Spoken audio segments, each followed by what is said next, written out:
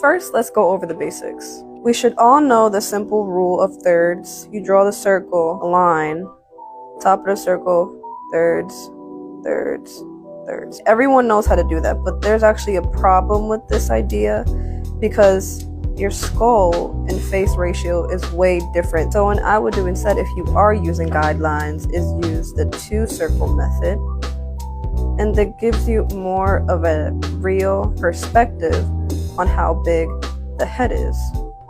Now let's understand placement. When you draw the head, you have your thirds, back of your head, middle.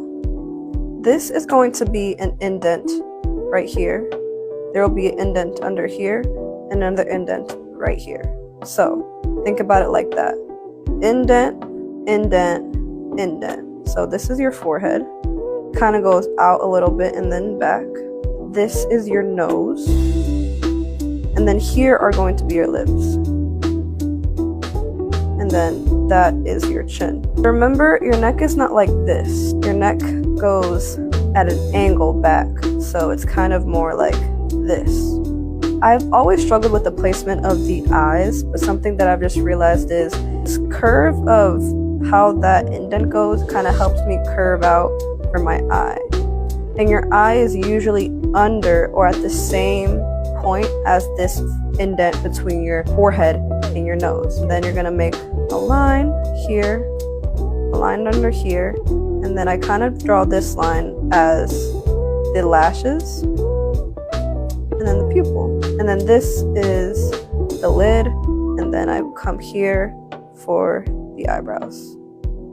A tip that I have on where to place your nostrils and your lips, where your eye begins is kind of where your lips and your nostrils should end. I'm gonna draw my nostril here, and then my lips here. The ears are always in between the nose and the eyes, and that's about it. The reason why I can do this freehand, which you really don't have to do at the end of the day, is because I'm thinking of all the cues. So, for example, this is the forehead. Now I want my person to have kind of any indent, and I want them to have a bridge nose, for example.